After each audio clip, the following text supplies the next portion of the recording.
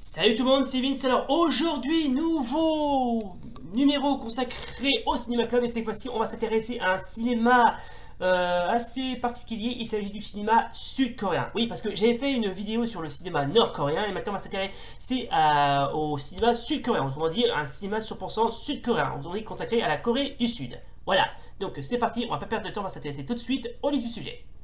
Go!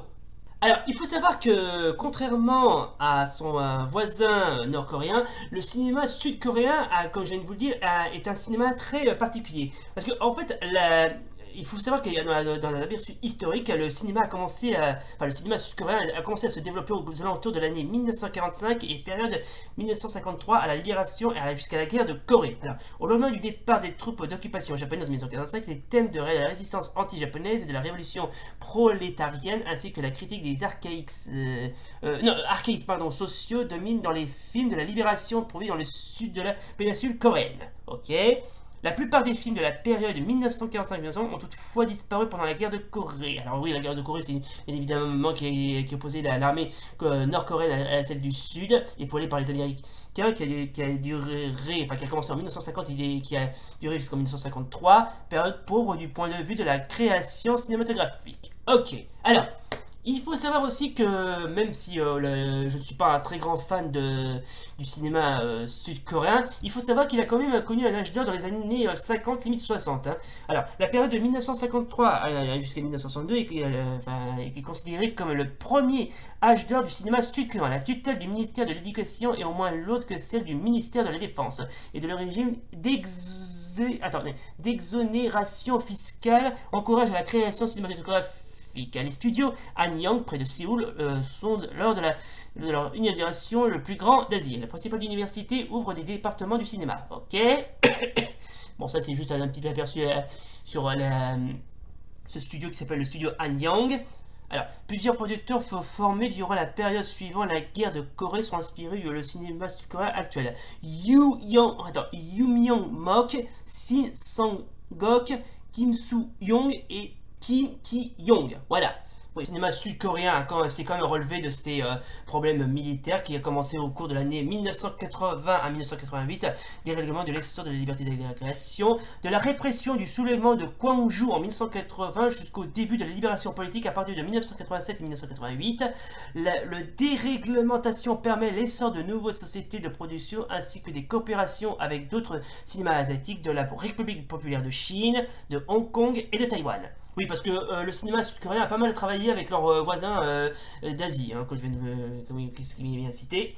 La génération d'étudiants en lutte contre la dictature militaire utilise le cinéma comme moyen d'expression. Les collectifs Yala Song et Changsan Kotmae d'inspiration marxiste diffusent leurs films via les circuits privés des campus. Leur idée s'inspire de la notion de cinéma ouvert développée par le critique Chang Sonu. Très bien.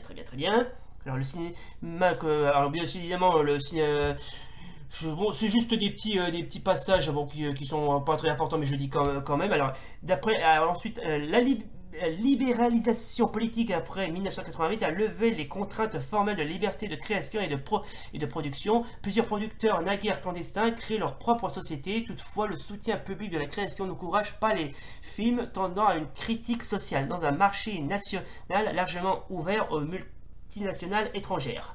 Ok, bon ça c'était juste l'aperçu du cinéma sud-coréen depuis 1988. Bien sûr, on a bien sûr assisté à une nouvelle vague du cinéma sud-coréen. À la fin de la dictature, les réalisateurs sud-coréens vont être confrontés à la réticence du public envers les films tendant à une critique sociale. Le fait de plus de jeunes réalisateurs font passer par les films de genre afin de se libérer des traumatismes dus aux années de sacrifice que représente l'après-guerre sud-coréen. Dans ce mouvement insolite et de plus en plus populaire vont se manifester à des réalisateurs comme Park Chan-wook, qui est aujourd'hui considéré comme une vraie star dans son pays. Ok, très souvent issu de la CAFA, Korean Academy of Film Arts. Ces réalisateurs vont révolutionner le paysage cinématographique de leur pays grâce à des films revisitant le film de ce genre et créer un nouvel engouement national autour du système du 7e art, pardon, rendant certains réalisateurs plus célèbres que les acteurs, ce qui est en Occident tout simplement impensable. Ok. Une vraie famille du cinéma sud-coréen se formait autour de réalisateurs comme Park Chan-wook, Kim Ji-woon ou encore Bong Joon-ho pour être considérés comme aujourd'hui comme la nouvelle vague des enragés du cinéma sud-coréen qui par le biais de films parfois gore et malsains vont réussir à critiquer une société en pleine mutation et en quête d'identité. Oui, ça aussi on va en parler, hein.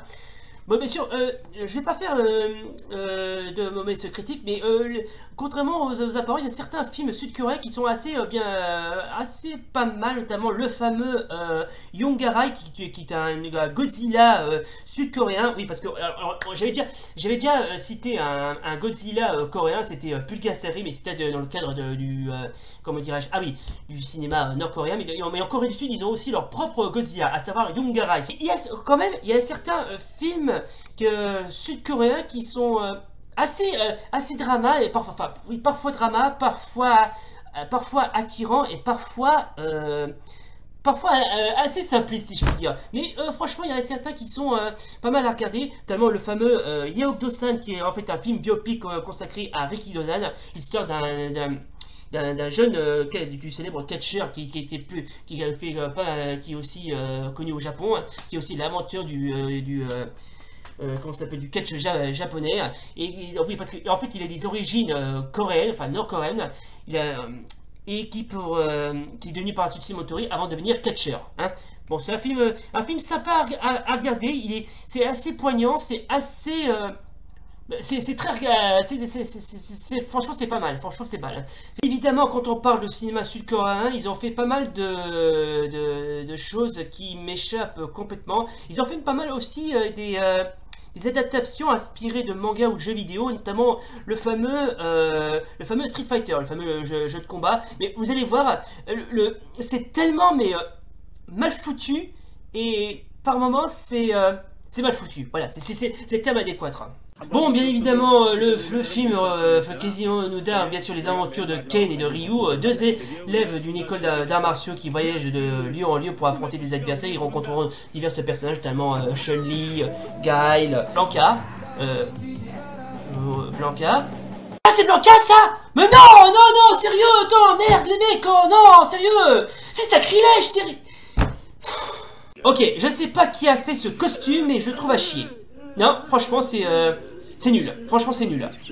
Bref, la version coréenne de Street Fighter, c'est quasiment du bas budget. Franchement, ouais, c'est vraiment pas fameux. Ah, génial, il existe la véritable version animée. Oh putain, c'est tellement drôle. Non, c'est pas drôle, non, je déconne, c'est pas drôle. Déjà, les personnages sont mal animés, c'est chiant, on comprend rien. Bref, je vais pas m'étendre là-dessus tellement c'est pourri. Sinon, je peux bien sûr vous parler de l'adaptation de Dragon Ball. Alors oui, là très sincèrement, ça passe bien, D'ailleurs, le jour du grenier, on l'a déjà mentionné dans une de ses dernières vidéos. Alors très sincèrement, bon, c'est assez bien. C'est assez bien joué. Bon, par contre, il y a pas mal de trucs qui m'échappent, notamment Oolong qui fait des Kamehameha. Or, justement, Oolong ne fait jamais de Kamehameha.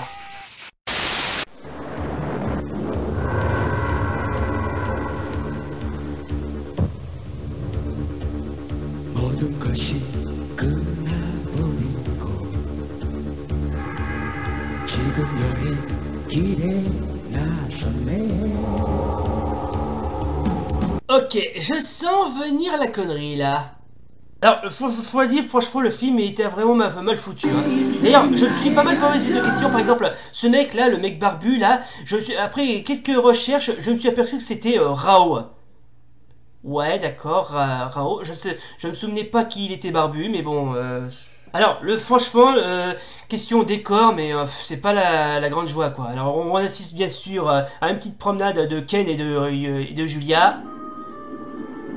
D'ailleurs, une chose qui sent pâté dans cette histoire, parce que normalement dans le monde de Ken le survivant, les océans devaient être asséchés. Or, justement, si vous regardez en haut sur votre gauche, il y a de l'eau et qui plus est une mer. Sérieux? Et on peut voir très clairement que le film est vraiment du bas budget. Regardez, par exemple cette scène où Rao affronte le maître Ryuken, qui s'est fait quasiment poutrer de cul, du début jusqu'à la fin. Attendez. Et en plus, j'ai trouvé ce qu'on appelle un faux raccord. Attendez, je vais vous montrer. Voyez, là vous voyez ces tombes là, hein, c'est l'ombre du caméraman. Non, c'est pas des conneries, hein. Non, c'est bel et bien une ombre. D'accord, non seulement le film est mal foutu, mais en plus on peut voir très clairement que les mecs de l'époque ont mal bossé. Voilà. Bon, maintenant, puisqu'on a parlé des adaptations des films sud-coréens sur des franchises bien connues, on va s'intéresser tout de suite aux films animés. Oui, parce que en Corée du Sud, ils ont fait aussi pas mal d'animés. Non, parce que je peux bien sûr vous parler de certains films sud-coréens animés, notamment le fameux Wonder Princess sorti en 1978.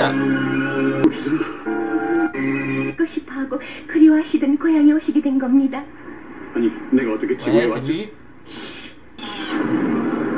Voilà.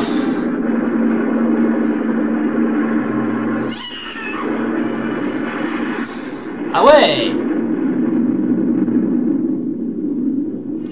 Là, ok, franchement, c'est pas comme film d'animation, je le trouve assez bien. Franchement, c'est assez bien. Mais ça vaut pas mieux que les aventuriers du système solaire, qui franchement, il faut y voir pour y croire. Hein. Voyons petit, ce que votre professeur vous a dit n'est pas vrai. Nous sommes des gens paisibles.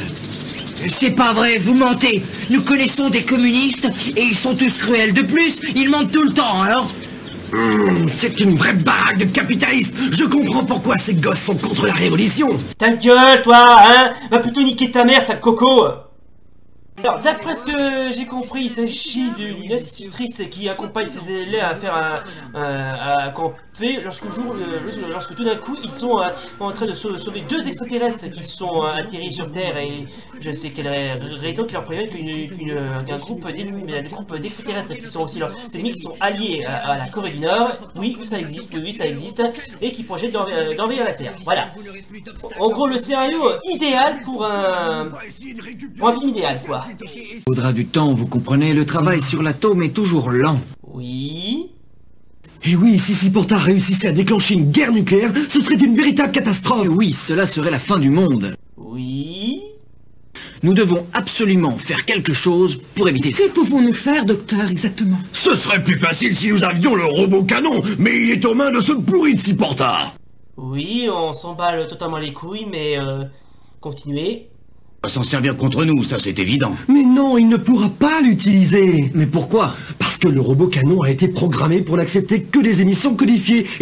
S'il vous plaît, est-ce que quelqu'un peut me dire où se trouve l'argent?